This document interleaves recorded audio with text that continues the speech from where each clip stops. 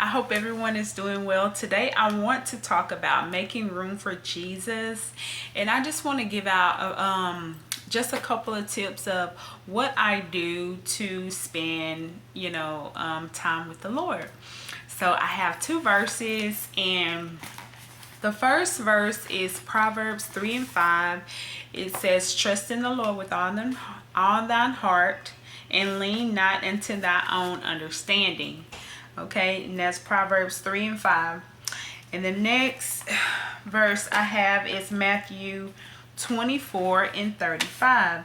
And it says, "Heaven and earth shall disappear, but my words shall never disappear." And that's the NLT version. I really like that version because it uses the word disappear. I don't know, it just makes it real to me. So there's so many versions of the Bible that you can read.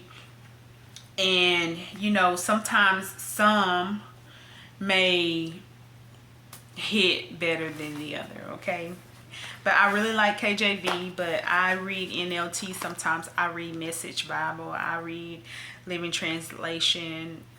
So it really depends. It's very interesting to go back and forth to kind of see the way each wording is, So I want to give you some tips on how to make room for Jesus.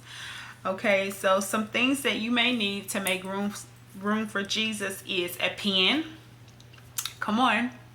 A pen, a journal, of course your Bible, no electronics, because you want to spend that intimate time and you don't want to be disturbed, right?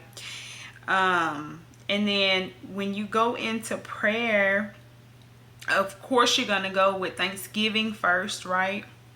And then you're going to pray for others.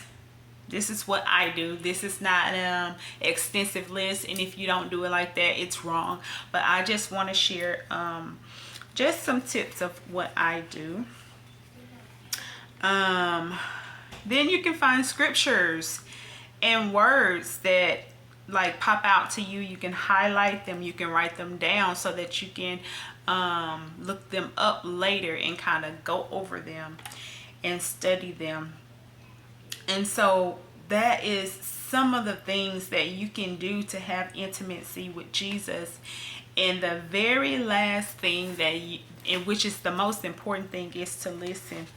And so it's very important that when we go to the Lord and have time with him, that we do at least, like, okay, you may have all your listing, all your prayers and everything you want to say, and what's bothering you, but you need to at least pray for others, and also you need to at least listen, right? Because instructions come when you listen, and direction come when you listen. So I just wanted to quickly talk about how to make room for Jesus. I encourage you to make room for Jesus, and I pray you're having a blessed day. And remember, we're blessed.